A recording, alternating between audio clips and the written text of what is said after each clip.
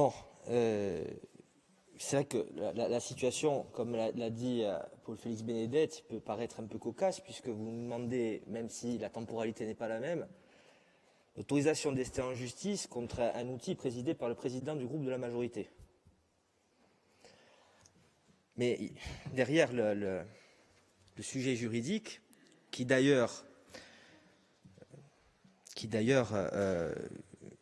est un peu plus complexe qu'il n'y paraît, hein. Je rappelle que vous avez attaqué en fait une délibération qui date du 17 août 2021 et que mon collègue et ami Xavier Lacombe vous avez d'ailleurs adressé une question orale le 7 octobre dernier posant question pourquoi n'aviez-vous pas alors demandé l'autorisation d'ester en justice soit à la commission permanente, soit à l'Assemblée de Corse. Et la réponse avait été fournie d'ailleurs par les services de l'exécutif, à savoir qu'il fallait sécuriser les procédures quand il s'agissait de demander d'ester en justice. Bon, je vais abandonner le débat juridique.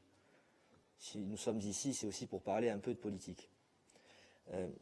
Le problème, il demeure entier. Et nous l'avons bien constaté lors des scrutins qui se sont déroulés au sein de ce syndicat. J'en parle d'autant plus librement que je n'en suis pas membre. Et que certains de mes amis en font partie. C'est que nous avons une contradiction entre une majorité de communes représentées au sein de ce syndicat et la collectivité. C'est un fait établi qui a été réétabli une fois de plus à l'occasion des votes qui se sont déroulés dernièrement. Lundi, si mes souvenirs sont exacts. Avec l'élection d'un bureau, de vice-président, d'une commission d'appel d'offres, et vous invitez au dialogue, et j'espère qu'il sera fécond, mais au moment où nous parlons, nous avons un président qui a été, disons-le, mal élu, puisque avec une minorité de voix représentées, et nous avons des vice-présidents majoritairement issus de ceux qui ont préféré ne pas voter pour le président lorsqu'il s'est agi de l'élire. Et pour revenir à la première session du mois de juillet, vous savez ce que nous avions fait. Dans le calme, nous étions partis parce que je considérais que les choses étaient mal engagées dans la mesure où nous réclamions à l'époque que, comme dans l'ensemble des instances dans lesquelles les élus de la collectivité de Corse siègent, une règle de représentation proportionnelle soit établie, bien que rien ne vous y obligeait à le faire. Vous avez donc décidé de désigner uniquement des membres du groupe FA-Populi-Insem pour siéger dans cette instance.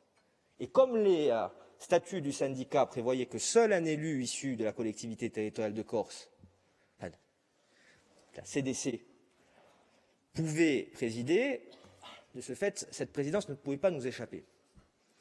J'avais à l'époque qualifié cela de putsch réglementaire. Bon, force est de constater qu'aujourd'hui, le problème demeure. Et ce n'est pas un petit outil. Et je sais que chacun d'entre nous savons de quoi nous parlons. Pour les maires qui adhèrent à cette institution, le syndicat d'énergie de la Corse du Sud, c'est un outil majeur de développement. Majeur. Nous avons parlé tout à l'heure des questions d'aménagement, notamment à travers les révisions du PADUC. Il y a aussi des éléments très concrets, notamment en matière d'énergie, qui n'échappent pas à ce syndicat. Et c'est un outil d'une importance primordiale pour le développement, notamment de la ruralité. Et je sais que celles et ceux qui exercent des responsabilités en milieu rural ne viendront pas me contredire en la matière. Donc moi, ce que je dis aujourd'hui, et je pense parler au nom du groupe que je préside, c'est que nous étions très mal partis sur ce sujet au mois de juillet dernier. Je pense qu'il faut accepter le fait que cet outil est certes un outil dans lequel la participation de la collectivité de Corse est essentielle.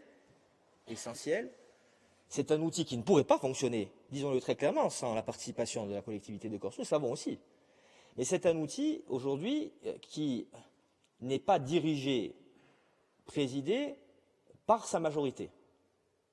Et ça, c'est une question politique majeure. Majeure. Et nous appelons encore de nos vœux à ce que les statuts soient modifiés pour que la démocratie au sein de cet outil puisse s'exprimer de manière tranquille, de manière libre, mais de manière nette. Alors, pour que les choses soient très claires, moi aujourd'hui je fais plusieurs propositions. La première, c'est que si nous allons au bout de ce vote, les administrateurs du syndicat, comme dans l'ensemble des votes qui se déroulent lorsqu'on est administrateur présent, ne puissent pas participer au vote. Je ne sais pas combien de fois ma collègue qui se trouve devant moi, Christelle Combette, a été invitée à sortir et à ne pas s'exprimer. Elle me l'en a fait part lors d'une discussion en aparté tout à l'heure. Et vous le savez bien, à chaque fois qu'un vote doit intervenir en la matière, tout à l'heure le président du chemin de fer de la Corse n'a pas participé, je le voyais du haut du balcon.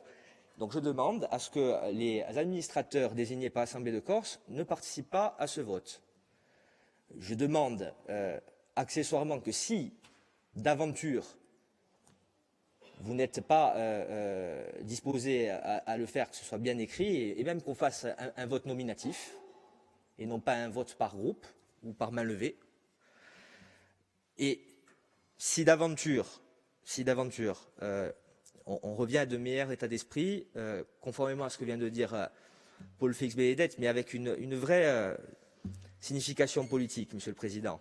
Vous retirez, on repart sur une autre base de discussion, on sort de ce conflit entre cet outil qui me semble particulièrement important pour le développement de la Corse du Sud, et donc de la Corse, et nous revenons à une discussion ici, avec le syndicat et à l'intérieur du syndicat, qui soit plus saine, plus apaisée, parce que je pense que notre territoire en a besoin.